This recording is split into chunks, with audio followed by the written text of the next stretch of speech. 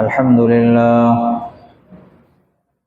لله نحمده ونستعينه ونستغفره ونؤمن به ونتوكل عليه ونعوذ بالله من شرور أنفسنا ومن سيئات أعمالنا من يهده الله فلا مضل له ومن يضلله فلا هادي له وأشهد أن لا إله إلا الله وحده لا شريك له وأشهد أن محمدا عبده ورسوله صلى الله عليه وعلى آله وصحبه وسلم تسليما أما بعد فأعوذ بالله من الشيطان الرجيم بسم الله الرحمن الرحيم ألم تروا أن الله سخر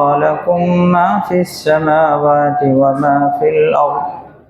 وما في الأرض وأسبغ عليكم نعمه ظاهرة وباطنة ومن الناس من يجادل في الله بغير علم ولا هدى ولا كتاب منير وإذا قيل لهم اتبعوا ما أنزل الله قالوا بل نتبع ما وجدنا عليه آباءنا أولو كان الشيطان يدعوهم إلى عذاب السعير ومن يسلم وجهه إلى الله وهو محسن فقد استمسك بالعروة الوثقى وإلى الله عاقبة الأمور ومن كفر فلا يحزنك كفره إلينا مرجعهم فننبئهم بما عملوا إن الله عليم بذات الصدور نمتعهم قليلا ثم نضطرهم إلى عذاب غليظ ولئن سألتهم من خلق السماوات والأرض ليقولن الله قل الحمد لله بل أكثرهم لا يعلمون لله ما في السماوات والأرض إن الله هو الغني الحميد ولو أن ما في الأرض من شجرة أقلام والبحر يمده من بعده 7 أبحر ما نفدت كلمات الله إن الله عزيز حكيم صدق الله العظيم محترم হাজিরিন আজকে আমরা সূরাতুল লুকমানের 20 নম্বর আয়াত থেকে বেশ কয়েকটি আয়াত তিলাওয়াত করলাম। আল্লাহ তাআলা আমাদের সকলকে আয়াতগুলো বোঝার তৌফিক দান করেন, আমিন। ভাই, একটা তো হলো মানুষের দেহ, আর আরেক বিষয় হলো মানুষের রূহ, আত্মা। যদি কোনো দেহে রূহ না থাকে, আত্মা না থাকে, তখন আমরা সেটাকে বলি লাশ, নাকি? রূহ চলে গেছে, মারা গেছে, তখন আমরা ওই বডিটাকে ডেথ বডি, লাশ বলি। লাশের অর্থ হলো লাশ কিছুই না, তার অর্থ মূল বিষয় কি ছিল? ওই রূহটা। রূহটা যতদিন মানুষের দেহে আছে ততদিন সে অনেক কিছু। যখনই রূহটা চলে যায় তখন সে লাশ, কিছুই না। তো যেমনি ভাবে মানুষের ক্ষেত্রে এরকম দেহ আর রূহের বিষয় আছে, অনুরূপ এই পুরা জগতের সাথে, পৃথিবীর সাথেও রূহ আর দেহের একটা বিষয় আছে। দুনিয়াতে যত কিছু আছে সব দুনিয়ার দেহ, যা আমরা দেখি। কিন্তু এই জগতের রূহ হলো কুরআনুল কারীম। এই জগতের রূহ কুরআনুল কারীম। যতদিন এই রূহ থাকবে, কুরআনুল কারীম থাকবে, কুরআনুল কারীমের চর্চা থাকবে, এই দুনিয়া আল্লাহ তাআলা টিকে রাখবেন। আর যখন কোরআন উঠে যাবে তখন দুনিয়াও কি হয়ে যাবে? শেষ হয়ে যাবে। পুরা জগতের জন্য কোরআনুল কারীম রূহ স্বরূপ, যেমনি ভাবে দেহের জন্য আমাদের আত্মার যেরকম সম্পর্ক, দুনিয়ার সাথে কোরআনুল কারীমেরও তেমন সম্পর্ক।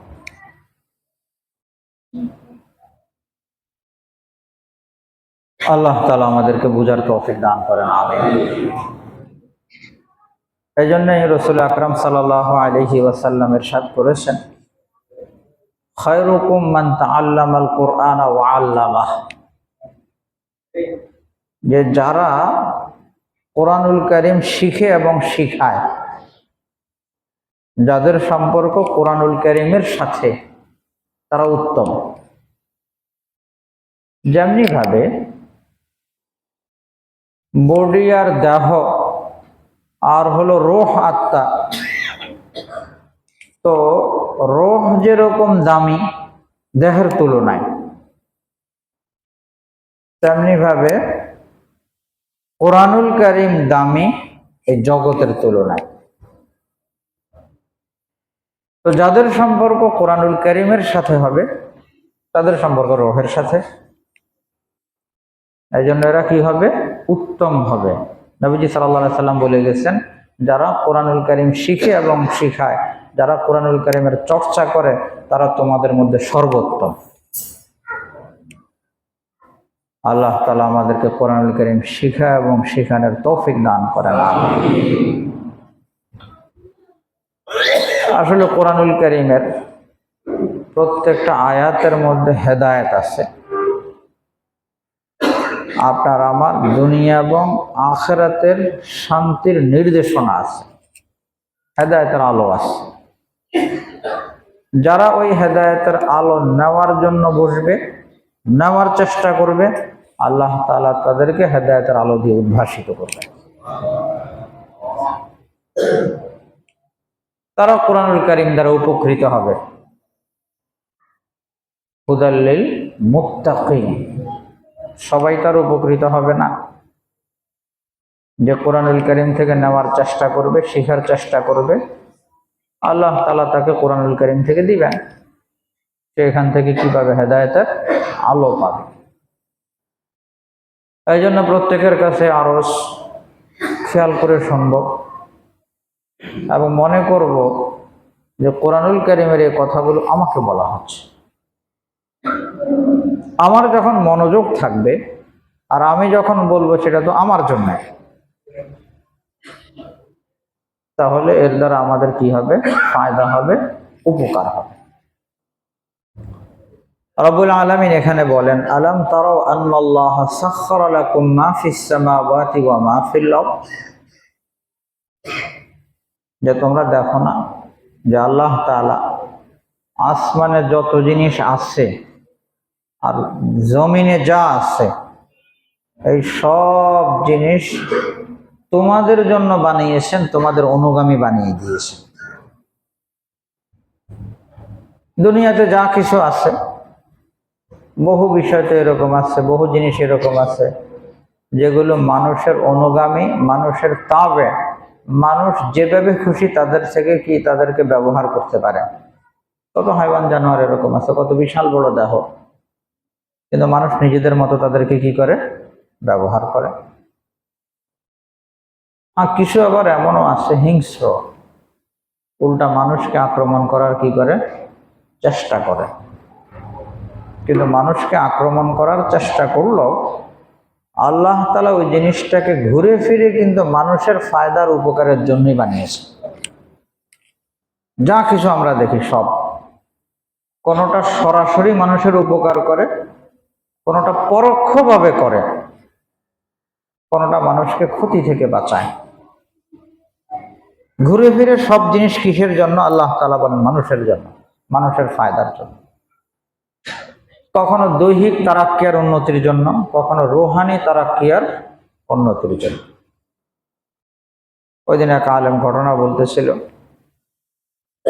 যে এক এলাকায় অনেক বেশি মাছি ছিল,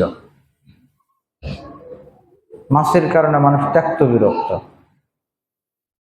এক বুজুর্গ আসছে ওই এলাকায়, তো সবাই মিলে গিয়ে ওই বুজুর্গের কাছে আবেদন করলো, হযরত একটু দোয়া করে দেন, আমরা মাছির কারণে কি বড় পেরেশানিতে আছি, আল্লাহ তাআলা যেন এই মাছি থেকে আমাদের এলাকাকে মুক্ত করে দেন। তো উনি দোয়া করেছেন, এখন মাছি মুক্ত, মাছির কোনো কি নাই, পেরেশানি নাই।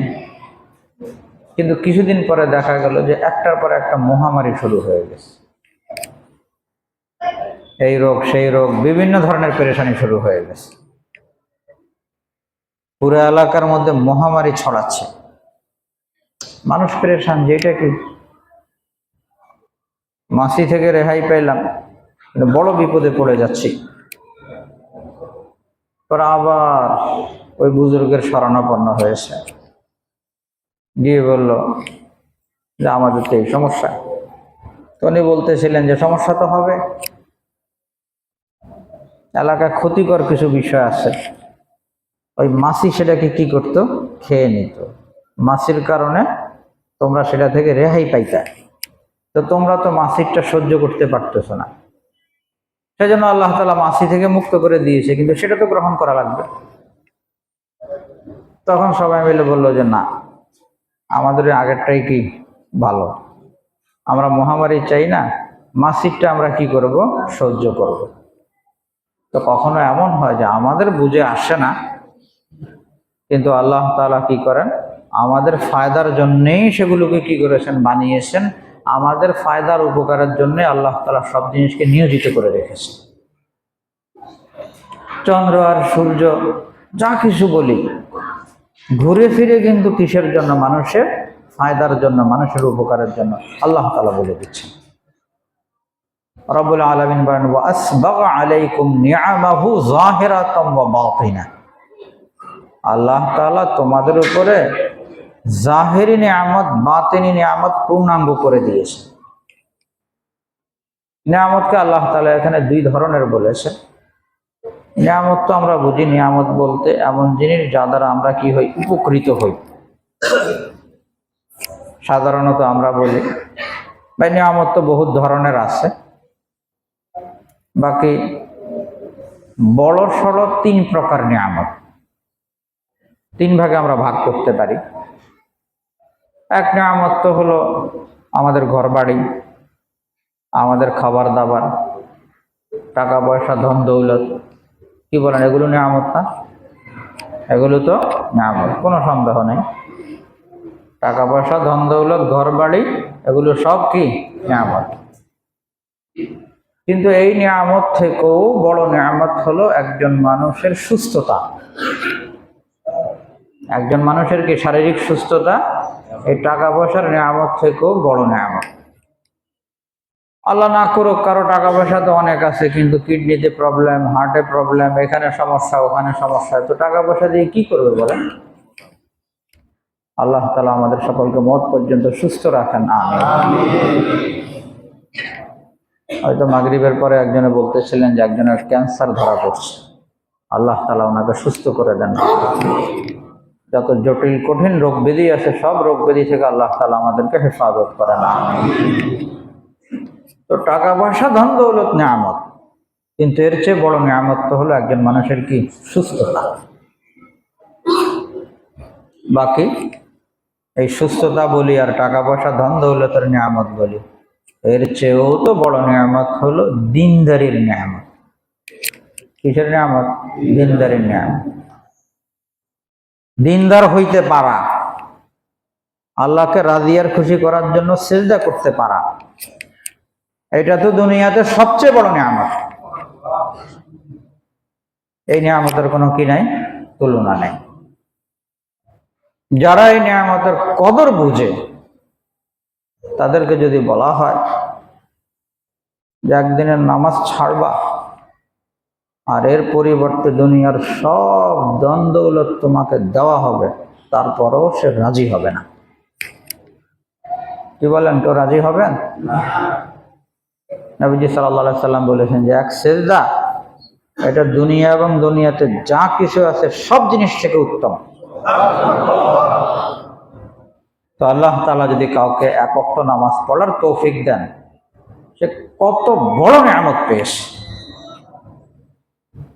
2 রাকাত নামাজ পড়েছে, হইতে পারে এই 2 রাকাতের কারণে তার জন্য আখিরাতে নাজাতের ফয়সালা হয়েছে।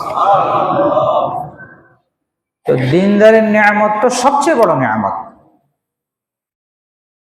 তো আল্লাহ তাআলা এখানে বলেন ওয়াসবাগা আলাইকুম নিআমাহু যাহিরাতাম ওয়া বাতিনা। আল্লাহ তাআলা তোমাদের উপর পূর্ণাঙ্গ করে দিয়েছেন জাহিরি নিয়ামত, বাতিনি নিয়ামত। এখানে আল্লাহ তাআলা 2 ভাগ করেছেন নিয়ামতকে, একটা জাহিরি আর একটা কি বাতিনি। জাহিরি নিয়ামত কি?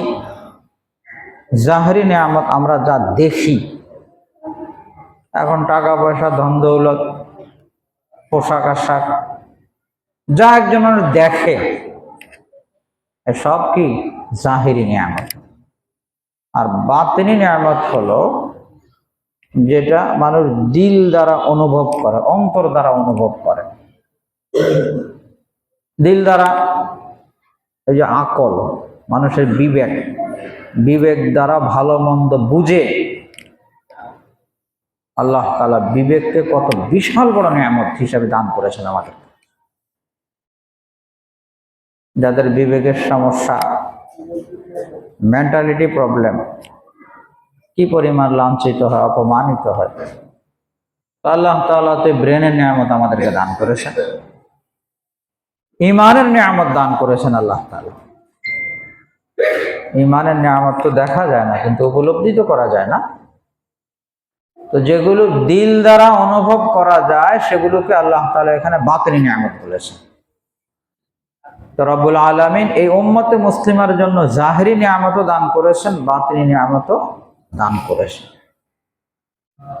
তো যে আল্লাহ তাআলা আসমানের সব জিনিস, জমিনের সব জিনিস মানুষের ফায়দার জন্য, মানুষের উপকারার্থে বানিয়েছেন, জাহিরি নিয়ামত বাতিনি নিয়ামত দিয়েছেন, বিভিন্ন প্রকারের নিয়ামত আল্লাহ তাআলা দান করেছেন, সেই আল্লাহ তাআলাকে মানবে না তো কাকে মানবে মানুষ? যাদের দিল আছে, অন্তর আছে, তারা তো এমনিতেই কি করবে? আল্লাহকে স্বীকার করতে বাধ্য, আল্লাহ তাআলার হুকুম আহকাম পালন করতে বাধ্য। রব্বুল আলামিন বলেন এত কিছুর পরও ওয়া মিনান নাসি মান ইউজাদিলু ফিল্লাহি বিগাইরি ইলম। তো অনেক মানুষ এমন আছে যারা কোনো জ্ঞান ছাড়া, কোনো বুঝবুদ্ধি ছাড়াই আল্লাহ তাআলার ব্যাপারে বিতর্কে লিপ্ত হয়। ওয়ালা হুদান ওয়ালা কিতাবিম মুনির, না আছে তাদের কাছে হেদায়েতের আলো, না আছে কোনো আলোকিত কোনো কিতাব, কোনো বই, কোনো দলিল নেই, কোনো প্রমাণ নাই। খামাখায় আল্লাহর ব্যাপারে তারা কি করে? সন্দেহ পোষণ করে। ওয়া ইযা ক্বিলা লাহুম ইত্তাবিউ মা আনজালাল্লাহ, যখন তাদেরকে বলা হয় যে আল্লাহ তাআলা যা কিছু নাজিল করেছেন এই কোরআনুল কারীমের দ্বারা, তোমরা এটার অনুসরণ করো। ক্বালু, তারা বলে বাল নাত্তাবিউ মা ওয়াজাদনা আলাইহি আবাআনা, তা আমরা তো অনুসরণ করব ওই জিনিসের যেগুলো আমরা আমাদের মা বাবাকে করতে পেয়েছি, বাপ দাদারা যা করছে সেটার আমরা কি করি? অনুসরণ করি। বড় আফসোসের কথা, রব্বুল আলামিন তো কোরআনুল কারীমকে সারা দুনিয়ার জন্য রূহ আর আত্মা হিসেবে দিয়েছেন, সবচেয়ে বড় নিয়ামত হিসেবে দান করেছেন। তো অনুসরণ তো মানুষের কোরআনুল কারীমকে করা দরকার। কিন্তু সেটা না করে কি বলে যে আমরা পূর্বপুরুষের কাছে যেমন পেয়েছি আমরা তেমনটাই করছি, তেমনটাই করতে থাকবো। কত বড় আফসোসের বিষয়।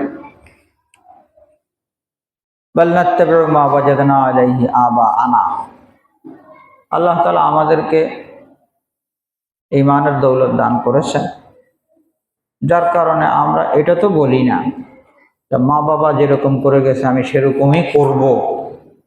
এটা কি আমাদের সমাজে কেউ বলে? হ্যাঁ, না, এটা কেউ বলে না।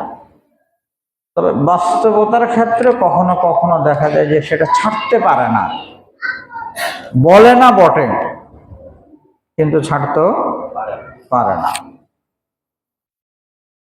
একজন মানুষের ইন্তেকাল হয়ে গেলে আমাদের সমাজে বিভিন্ন রসম রেওয়াজ আছে।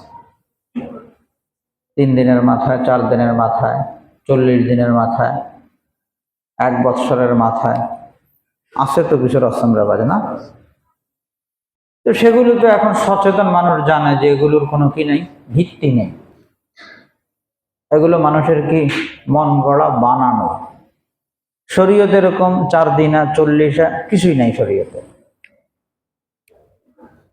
আপনি মাইয়তের জন্য ইসালে সওয়াব করবেন 4র্থ দিনে, কেন 1ম দিনে কি সমস্যা?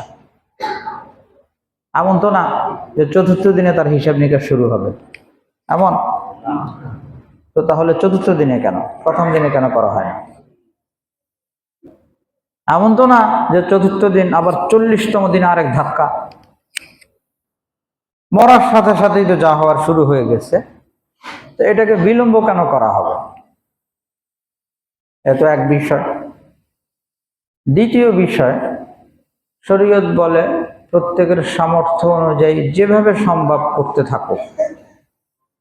এখন চাই সেটা টাকা পয়সা দিয়ে হোক, খাবার সৎকা করে হোক, সৎকারখানা তৈরি করে সৎকা করুক, অথবা সরাসরি টাকা পয়সা দান করে হোক, বিভিন্ন পদ্ধতিতে করা যায়। তো যদি বিভিন্ন পদ্ধতিতে করা যায় তাহলে এক পদ্ধতির সাথে আমরা কেন সেটাকে খাস করে নিলাম? আমাদের এই পদ্ধতি না করলে কেন ভালো লাগে না? অন্য পদ্ধতি হলে মনে হয় যেন হচ্ছে না। অনেকে আবার বলে কাহা বুঝি তো সব, কিন্তু সব সময় করে আসছি, আব্বা আম্মা করে আসছে, পূর্বপুরুষরা করে আসছে, এখন যদি না করি তাহলে কেমন হয়? তো সে কথা তো হয়ে গেল যে বুঝতেছি, কিন্তু এরপরও পূর্বপুরুষরা যা করে আসছে আমরা সেটাই করে যাব না।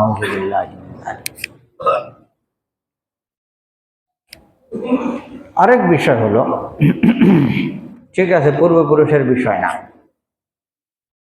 কোরআনুল কারীম দ্বারা, হাদিস দ্বারা দ্বীনের বিষয় আমাদের সামনে আসছে, বুঝতেছি এটা করা দরকার। উদাহরণস্বরূপ বুঝতেছি ফজরের নামাজটা জামাতের সাথে পড়া দরকার, ফজরের নামাজটা জামাতের সাথে কি পড়া দরকার, কিন্তু সবসময় ঘরেই পড়ে আসছি তো আসা হয় না, আসতে পারি না। কেউ এটা বলবে না যে আমি আসবো না, অবশ্যই না, কিন্তু ঘুরে ফিরে আসা তো হচ্ছে না। আগে যে অবস্থায় ছিলাম সে অবস্থায় রয়ে গেলাম, এটা তো একটা আফসোসের বিষয়। কাফেররা এটা বলতো যে মা বাবারা যা করে গেছে তাই করব, শিরিক ছাড়বো না। তারা এটা বাস্তবতায়ও করতো, মৌখিকও বলতো। আল্লাহ তাআলা হেফাজত করেছেন আমাদেরকে, আল্লাহ তাআলা ঈমানের দৌলত দান করেছেন, এর উপরে বহাল থাকার তৌফিক দান করেন, আমিন। কিন্তু আমরা কেমন যেন বাস্তবতার ভাষায় বলছি, বুঝতেছি ফজর পড়া দরকার এবং পরিবর্তন আনা দরকার, হচ্ছে না, পারছি না কেন? জিন্দেগিতে পরিবর্তন আসছে না কেন? এমন তো না লম্বা হায়াতের কি আছে, নিশ্চয়তা আছে। কি বলেন? লম্বা হায়াতের কি আছে, নিশ্চয়তা আছে, ইনশাআল্লাহ পরে ঠিক হয়ে যাব। আছে কারো এরকম গ্যারান্টি? নাই তো কারো গ্যারান্টি। তো অপেক্ষা কিসের? আগামী ফজর থেকে কেন শুরু করি না আমরা? আগামী ফজর থেকে কেন শুরু করি না? দেখেন, অনেক সময় এমন হয় আল্লাহ তাআলা সুযোগ দেন, কিন্তু এই সুযোগটাকে যদি কেউ কাজে না লাগায়, তখন কখনো তো এরকম হয় যে দিল শক্ত হয়ে যায়, দিল শক্ত হয়ে যায়, কখনো শয়তানে পেয়ে বসে, এরপর আর কি হয় না, হয়ে ওঠে না। এভাবে হইতে হইতে একটা সময় কি হয়ে গেছে, অসুস্থ হয়ে গেছে, এখন আর ইচ্ছা করলেও যাওয়ার কি নেই, সুযোগ নেই। তো কি বলেন, আফসোসের বিষয় না? জিন্দিগি ভর আমি ইমানদার, কবরও যেতে চাই ইমানদার অবস্থায়, কিন্তু ফজর ছাড়া। কি ছাড়া? ফজর ছাড়া। সবচেয়ে গুরুত্বপূর্ণ নামাজ তো কোন নামাজ? ফজর নামাজ। তো ফজরই আমার ছুটে গেল, আমার তো কেমন যেন নামাজের মূল ভিত্তিটাই নষ্ট হয়ে গেছে, ভিত্তিটাই নড়বড়ে হয়ে গেছে। তো মৌখিক তো বলছি না যে আসবো না, আসবো, কিন্তু বাস্তবতা তো কি হচ্ছে না, পরিবর্তন হচ্ছে না। তো কোরআন তো পরিবর্তন হইতে বলছে আমাদের, কি বলেন, চেষ্টা করবেন তো? আগামী ফজর থেকে কে কে মসজিদে আসবেন? আল্লাহ তাআলা সবাইকে তৌফিক দান করেন। এরপরে আল্লাহ তাআলা বলেন, আওয়ালাউ কানা শাইতানু ইয়াদউহুম ইলা আযাবিস সাঈদ, শয়তান যদি এদেরকে জাহান্নামের আগুনের দিকে, জাহান্নামের আযাবের দিকে ডাকে, তাইলেও কি সেদিকেই যাবে? ওয়ামান ইউসলিম ওয়াজহাহু ইলাল্লাহি ওয়া হুয়া মুহসিন ফাকাদ ইসতামসাকা বিল উরওয়াতিল বুসকা, আর যে নিজেকে, নিজের চেহারাকে, নিজের ব্যক্তি সত্তাকে আল্লাহর কাছে সমর্পণ করে দিয়েছে, আমার নিজের কোনো কি নেই, অভিরুচি নাই, আমার নিজের কোনো কথা নাই, আল্লাহ যা বলছে সেটাই আমার কথা, আল্লাহ তাআলা যা করতে বলছে আমি সেটাই করব, আল্লাহ তাআলা যা নিষেধ করেছেন সেটার দিকে আমি কি করব না, যাব না। ওয়ামান ইউসলিম ওয়াজহাহু ইলাল্লাহ ওয়া হুয়া মুহসিন, আর ওই ফরমাবরদারির ক্ষেত্রে সে নেককার, ভালোভাবে করে, দায় সারা ভাবে না। অনেকে এমন আছে নামাজ তো পড়ে, কিন্তু নামাজটা কি হয়, দায় সারা গোছের হয়, কোন রকম পড়লো আর কি, আল্লাহ পাকের হুকুম পালন না করলে সমস্যা আছে, ঠিক আছে কোন রকম পড়ে নিলাম। আর কেউ আছে যে না, আল্লাহর হুকুম পালন করছে, কিসের সাথে, খুবই ইহতেমামের সাথে, গুরুত্বের সাথে, তার রুকু, সেজদা, তিলাওয়াত সব অত্যন্ত গুরুত্বের সাথে হচ্ছে, আবেগের সাথে হচ্ছে, দর্দে দিলের সাথে হচ্ছে, তাহলে সে মুহসিন, সে ভালোভাবে করছে। আর একটা হলো দায়সারা ভাবের, বাস আল্লাহু আকবার হয়ে গেল। আমাদেরটা অনেক সময় দায়সারা গোছের হয়ে যায়। যদি ইমামের পিছনে হই, আল্লাহু আকবার তো বললাম, এরপরে কোন দুনিয়া থাকে আর কি থাকে না, খবর থাকে না। সালাম ফিরানোর পরে খবর হচ্ছে নামাজ কি হয়ে গেছে, শেষ হয়ে গেছে, মধ্যখানে কি হয়েছে আর আমার আর মনোযোগ থাকে না।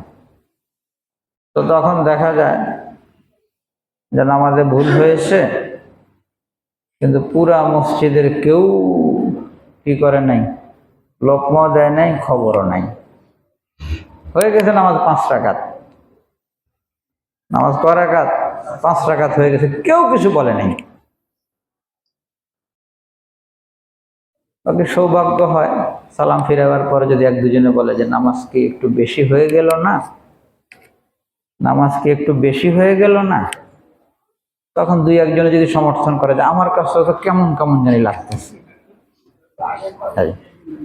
আর যদি এমন হয় যে খবরই নাই, সকলে চিন্তা করতেছে যে কারো কারো সন্দেহ হয়েছে, কিন্তু অনেক মানুষই আছে, কেউ তো কিছু বললো না, সবাই চলে গেছে, এমনও ঘটনা ঘটে যে নামাজ হয়ে গেছে, 2-3 ঘন্টা পরে একজনে ফোন দিচ্ছে যে নামাজ তো আমাদের আসলেই 5 রাকাত হয়েছে, এখন তো সব মুসল্লিও চলে গেছে। পরবর্তী যে 2 হাদিস সব গবেষণা করতে করতে নিশ্চিত হয়েছে যে কি আসলেই নামাজ 5 রাকাত হয়েছে, এখন কি করব? এই ঘটনা তো ঘটছে আমাদের।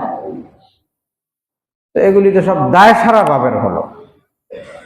আর যদি সুন্নত হয় তাহলে তো উপায় নেই, সুন্নত হইলে তো বাস, কি পড়ছে না পড়ছে কোনো কি নেই, খবরই নেই।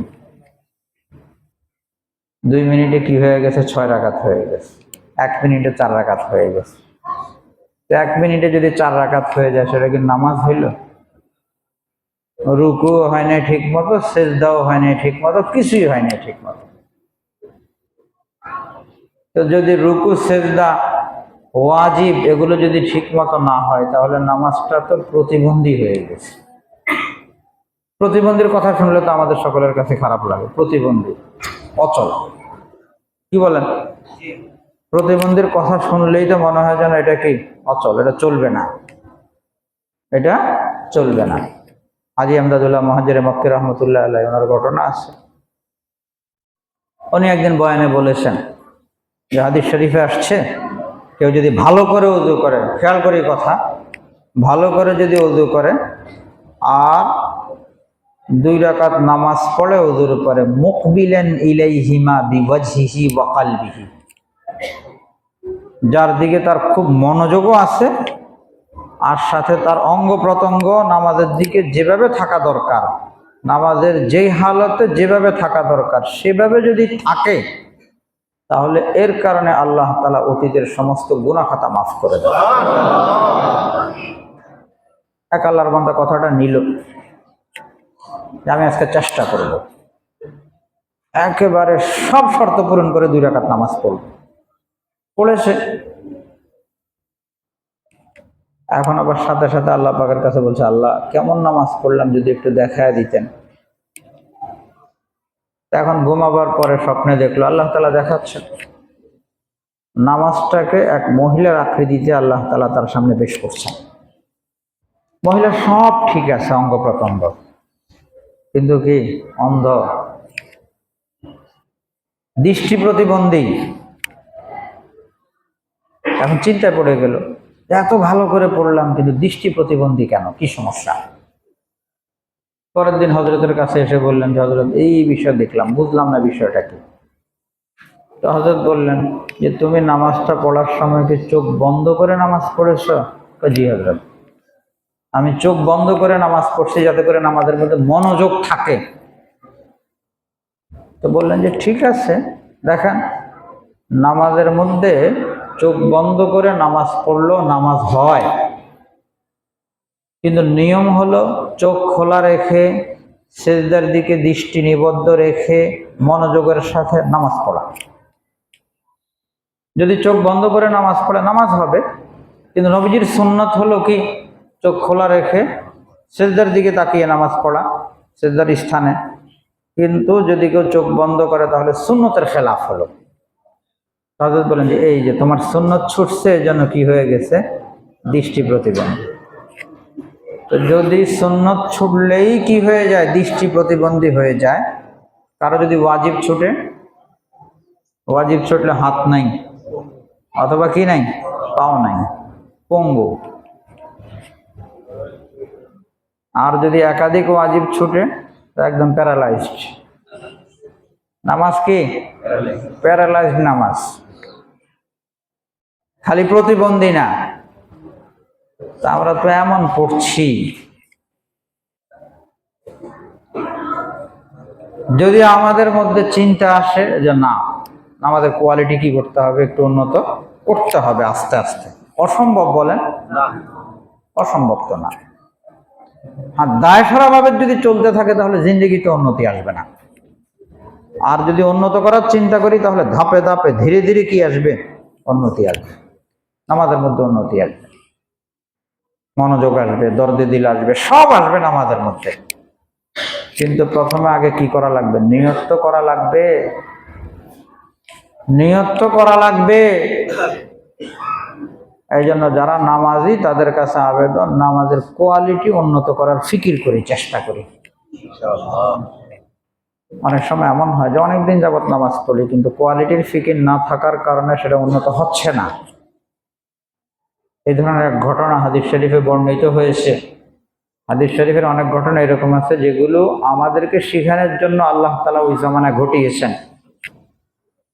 এক সাহাবী, বদরি সাহাবী, নবীজি মসজিদে নববীতে বসা, ওই সাহাবী এসে নামাজ পড়লেন 2 রাকাত। নামাজ শেষ করে এসে নবীজিকে সালাম দিলেন। নবীজি সালামের জবাব নিলেন, কিন্তু সাথে বলে দিলেন, ইরজি, যাও, ফাসাল্লি, আবার নামাজ পড়ো, ফাইন্নাকা লাম তুসাল্লি, তোমার নামাজ হয় নাই। কি বলছেন? আবার নামাজ পড়ো, তোমার নামাজ হয়নি। কাকে বলছেন? সাহাবীকে বলছেন। তিনি সোজা চলে গেছেন, আবার গিয়ে 2 রাকাত নামাজ পড়ছেন। আবার ফিরে আসার পরে নবীজি আবার বলছেন, যাও, তোমার নামাজ হয় নাই। এভাবে 3 বার। চতুর্থবার ওই সাহাবী বলেন, ইয়া রাসূলুল্লাহ, ইন্নামা আনা বাশার উসিবু উখতি, আমি তো মানুষ, আমার তো ভুল হয়, আল্লিমনি, আপনি আমাকে শিখিয়ে দেন কিভাবে নামাজ পড়ব। তখন নবীজি শিখিয়ে দিয়েছেন। এখানে 2টা বিষয় আমাদের বোঝা। এক তো হলো ওই সাহাবীর নামাজে ভুল হচ্ছে, যে ভুলের কারণে নবীজি বলছেন তোমার নামাজ কি হয় নাই। তো আমরা সারা জিন্দেগি বার নামাজ পড়লাম, নবীজি যদি বলে যে নামাজ হয় নাই, নাউযুবিল্লাহি মিন যালিক, কত বড় আফসোসের কথা হবে কোয়ালিটির ফিকির না করলে। দ্বিতীয়ত, ওই সাহাবী যখন নিজের থেকে বললেন যে ইয়া রাসূলুল্লাহ কেমনে ভালো করব, যখন নিজের আগ্রহ প্রকাশ করেছে, তখন নবীজি বলেছেন, এর আগে বলেন নাই। তার অর্থ কেউ নামাজের কোয়ালিটি যদি উন্নত করতে চায়, তাহলে নিজের মধ্যে কি থাকা লাগবে? আগ্রহ থাকা লাগবে। আগ্রহ থাকলে উপায় আসবে। আর যদি আগ্রহ না থাকে, গতানুগতিক চলতে থাকে, তাহলে তার কি হবে না? নামাজের উন্নতি হবে না। ওই সাহাবী রুকু থেকে ওঠার পরে সোজা হয়ে না দাঁড়িয়ে সিজদায় চলে যাচ্ছিলেন। 2 সিজদার মধ্যখানে সোজা হয়ে বসছিলেন না। সেই রোগ তো আমাদেরও আছে, সেই রোগ তো আমাদেরও আছে। আল্লাহ তাআলা বলেন যে নিজেকে আল্লাহমুখী করলো, ওয়াহুয়া মুহসিনুন, আর ইবাদতের ক্ষেত্রে, কাজের ক্ষেত্রে দায় সারা ভাব না, বরং ভালোভাবে সে কাজটা সে কি করে? আঞ্জাম দেয়। ফাকাদ ইসতামসাকা বিল উরওয়াতিল উসকা, তাহলে সে মজবুত রজ্জু, মজবুত হাতলকে সে ধরলো, মানে মজবুত জিনিসের সাথে সে সম্পৃক্ত হয়ে গেছে। যদি আল্লাহর হুকুম মানলো এবং সেটা সুন্দরভাবে আঞ্জাম দিল, তাহলে তার মজবুত রশির সাথে, মজবুত জিনিসের সাথে কি হয়ে গেছে? সম্পর্ক হয়ে গেছে। সে জিনিস তাকে ইনশাআল্লাহ জান্নাতে পৌঁছাবে। ওয়া মান ইউসলিম ওয়াজহাহু ইলাল্লাহি ওয়া হুয়া মুহসিন ফাকাদ ইসতামসাকা বিল উরওয়াতিল উসকা ওয়া ইলাল্লাহি আকিবাতুল উমুর। সব কিছু ঘুরে ফিরে তো আল্লাহর কাছেই যাবে, পরিণতি তো আল্লাহ তাআলার কাছেই যাবে। সেখান থেকেই তো আমাদের ভালো পরিণামটা কি করা লাগবে? নেওয়া লাগবে। এরপর আল্লাহ তাআলা নবীজিকে সান্ত্বনা দিচ্ছেন, ওয়ামান কাফারা ফালা ইয়াহজুনকা কুফরু, যারা কুফরি করতেছে, অবাধ্য হচ্ছে, এদের কুফরি যেন আপনাকে পেরেশান না করে। তাদেরটা তাদের কাছে করতে থাকো। শুনে নেন, ইলাইনা মারজিউহুম, আমার কাছে এদের সকলের কি করা লাগবে? আসা লাগবে। ফানুনাব্বিউহুম বিমা আমিলু, আমি সকলকে বুঝিয়ে দিব তারা কে কি করেছে। বড় কঠিন কথা, কিন্তু আল্লাহ তাআলা বলছেন সবার কিন্তু আমার কাছে আসতে হবে, কে কি করছো আমি কিন্তু বুঝাবো। ফানুনাব্বিউহুম বিমা আমিলু, কার কি আমল। কে শুইতে যাওয়ার পরে মোবাইল চালু করে এখন কি করছে? একা একা মোবাইল দেখছে, একা একা মোবাইল দেখছে। কি দেখছে সে? মোবাইলে কি দেখছে? আল্লাহ তাআলা বলেন, নুনাব্বিউহুম বিমা আমিলু, তুমি মোবাইলে কি দেখছা আমি ওই দিন জানাবো তোমার, ওই দিন দেখাবো তোমার। অনেক গুনাহ এরকম আছে যেটা আগে মানুষ করার কল্পনাও করতো না, কিন্তু মোবাইলের কারণে এখন করেই যাচ্ছে দিদারছে। প্রথম প্রথম একটু ভয় ভয় লাগে, কিন্তু এরপরে যখন চলতে থাকে তখন দিল থেকে কি হয়ে যায়? সে ভয় উঠে যায়, তখন আর সে ভয় থাকে না। 1 ঘন্টা 2 ঘন্টা এই হাবিজাবি, এই খারাপ জিনিস দেখতে দেখতে তার সময় চলে যাচ্ছে, এরপরে ঘুমিয়ে গেছে। এই অবস্থায় যদি মারা যায়, কিসের উপরে মারা গেল বলেন তো? আল্লাহ পাকের নাফরমানির উপরে সে ঘুমাইলো না? ঘুমের অবস্থায় যদি দুনিয়া থেকে চলে যায়, হ্যাঁ, ঘুমের অবস্থায় যদি দুনিয়া থেকে চলে গেল, কোন অবস্থায় গেল সে? এক ভাই বলতেছিলেন, অনেক যুবকরা মোটরসাইকেল চালাচ্ছে, শরীর গরম, জোশ, আরেকজনের সাথে ফাইট, ওভারটেক করতেছে একটার পরে একটা।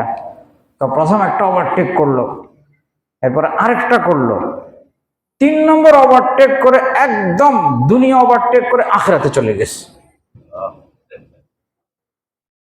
প্রথম দুইটা তো ওভারটেক করছে কি, মোটরসাইকেল ওভারটেক করছে, 3 নম্বর এমন ওভারটেক করছে যে একদম দুনিয়া ওভারটেক হয়ে কোথায় চলে গেছে? আখিরাতে চলে গেছে। তো এখানেও তো কি করতেছে? মোবাইল দেখতেছে, গুনাহ করতেছে, আর এই গুনাহের উপরে কি ঘুমিয়ে গেছে, ঘুমের অবস্থায় চলে গেছে। নাউযুবিল্লাহি মিন যালিক। আল্লাহ তাআলা আমাদের সকলকে বুঝ দান করেন।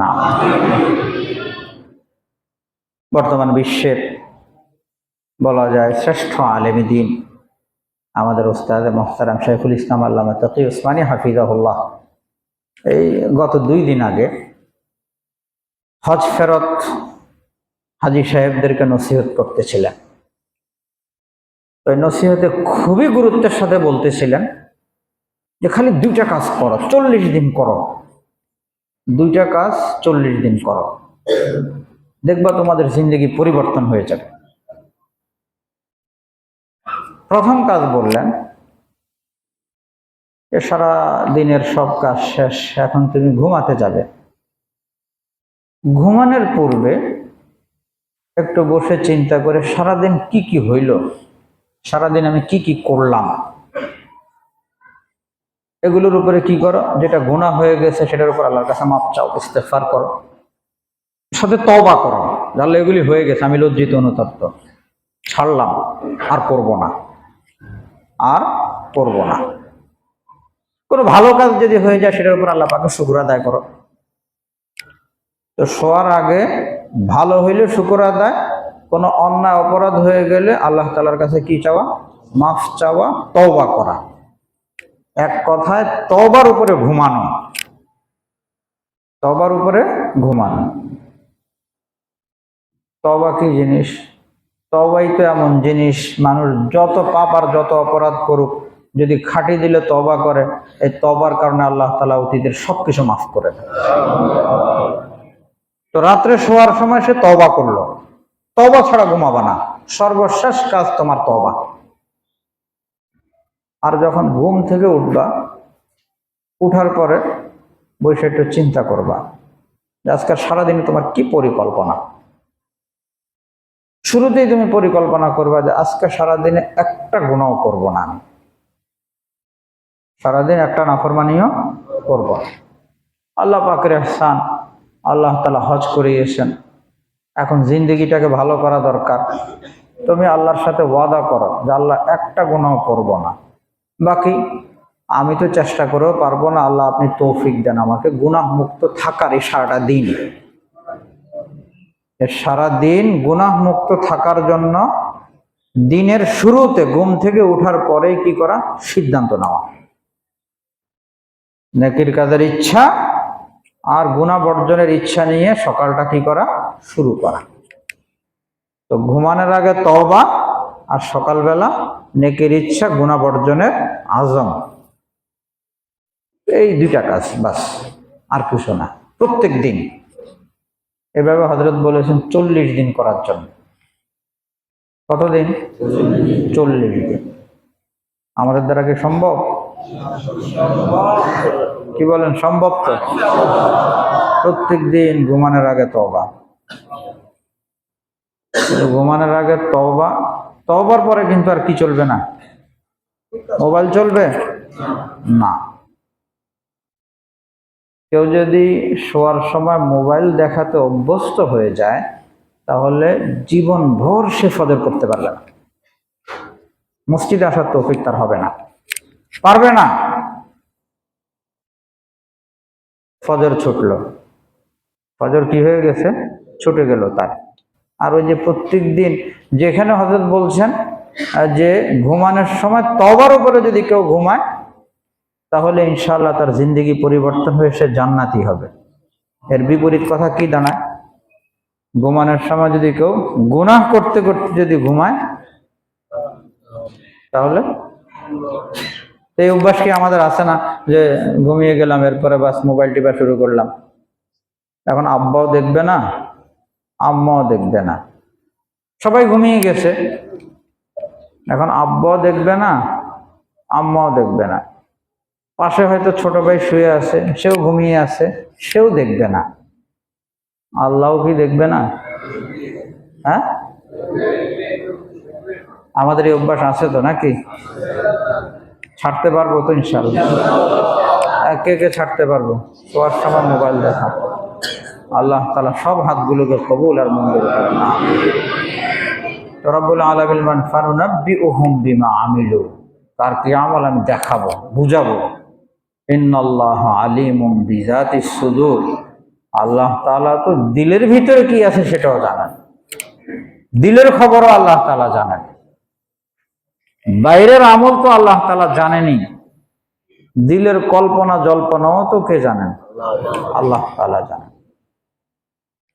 যদি কেউ আল্লাহর এই হুকুম না মানলো, আল্লাহ তাআলা বলেন নুমাত্তিউহুম কালিলা, সামান্য সময় দিমু আমি, ঘোরাফেরা করুক, চলুক, সে দুনিয়াতে ঘোরাফেরা করুক, সাদা হালাত সে পুরা করুক কয়েকদিনের। সুম্মা নাযতারহুম ইলা আযাবিন গালিয, এরপরে আমি তাকে কঠিন শাস্তিতে বাধ্য করব, কঠিন শাস্তিতে বাধ্য করে তাকে ঢুকিয়ে দিব। কত কঠিন সতর্কবাণী! কয়েকদিনের মজা সে নেক, এরপরে আমি তাকে কি করব, কঠিন আযাবে ঢুকিয়ে দিব। আল্লাহ তাআলা আমাদের সকলকে বুঝ দান করেন, আমিন। ওয়ালা ইন সাআলতাহুম মান খালাকাস সামাওয়াতি ওয়াল আরদ, যদি আপনি জিজ্ঞাসা করেন এদেরকে কে সৃষ্টি করেছে, আসমান কে জমিন বানালো, লায়াকুলুনাল্লাহ, তারা বলবে অবশ্যই আল্লাহই বানিয়েছেন। কুল আলহামদুলিল্লাহ, আল্লাহ পাকের শুকর, সমস্ত প্রশংসা আল্লাহ তাআলা। এই কথা দ্বারা সঠিক বলছে, কিন্তু বাল আকসারুহুম লা ইয়ালামুন, অধিকাংশ মানুষ বুঝে না, যা করা দরকার তা করে না। যদি আল্লাহই বানায় তাহলে ফরমাবরদারি আনুগত্য তো একমাত্র কার হবে? আল্লাহরই হবে। তাহলে তো শয়তানের কি হবে না, আনুগত্য হবে না। লিল্লাহি মা ফিস সামাওয়াতি ওয়াল আরদ ইন্নাল্লাহা হুয়াল গনিয়ুল হামিদ, আসমান জমিনে যা আছে সব আল্লাহর। আল্লাহ তাআলা যা বলেন তাই তারা করেন। ইন্নাল্লাহা হুয়াল গনিয়ুল হামিদ, আল্লাহ তাআলা অমুখাপেক্ষী, আল্লাহ তাআলা এমন সত্তা যার কেবল প্রশংসাই প্রশংসা, আল্লাহ তাআলার মধ্যে কোনো ত্রুটি নেই। এরপর আল্লাহ তাআলা বলেন ওয়ালাউ আন্না মা ফিল আরদি মিন শাজারাতিন আকলাম, আল্লাহ তাআলা দেখেন আমাদের জ্ঞান এটা সীমিত, আমাদের জ্ঞানটা কি সীমিত, আমাদের ইলম, আমাদের ক্ষমতা, আমাদের সবকিছু সীমিত।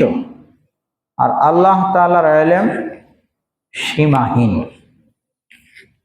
আল্লাহ তাআলার ইলম কি সীমাহীন, আল্লাহ তাআলার ক্ষমতা সীমাহীন।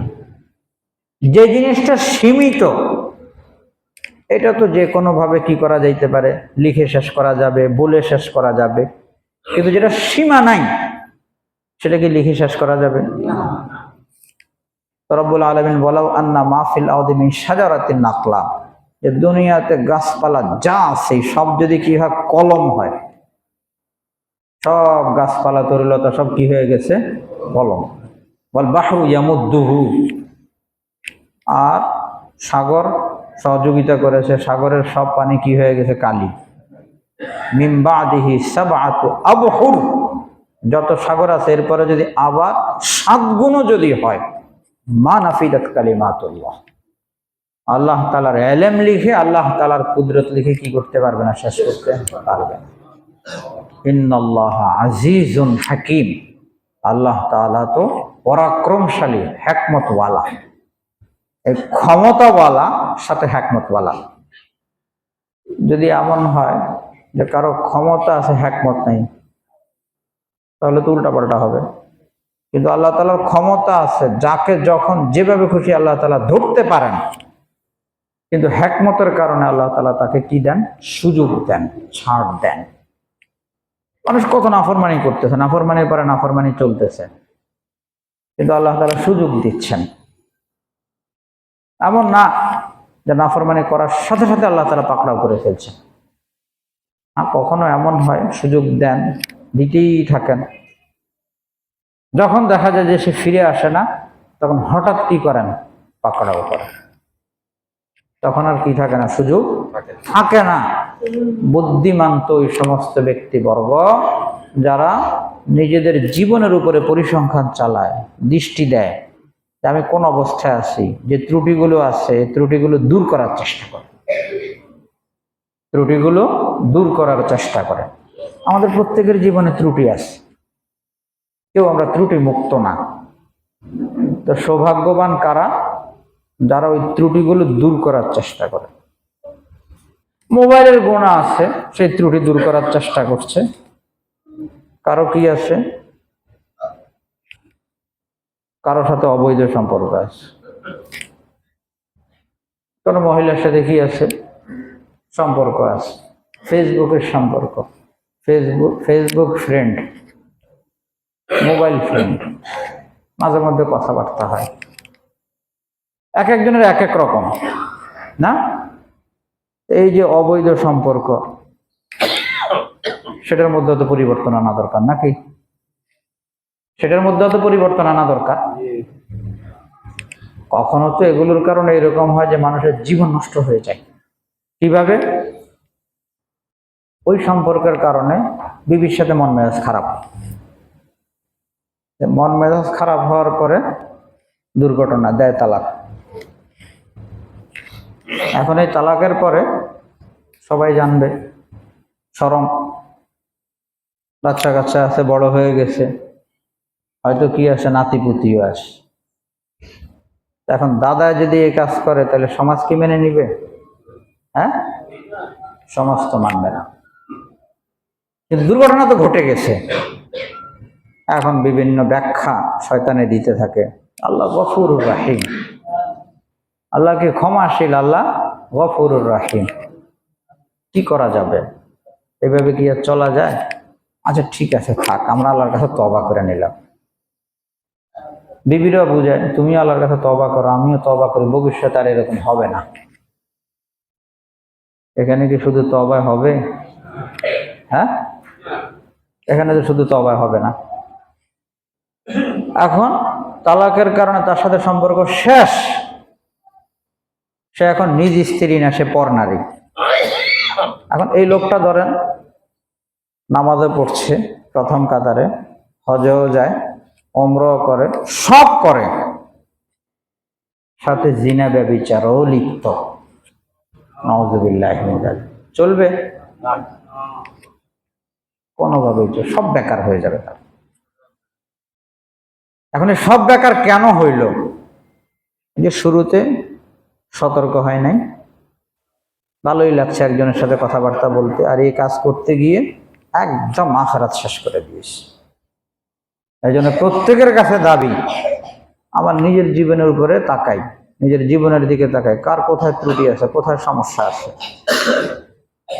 কোথায় সমস্যা আছে, সেখানে পরিবর্তন আনি। আমি যদি চেষ্টা করি পরিবর্তনের, আল্লাহ তাআলা সহজ করে দিবেন।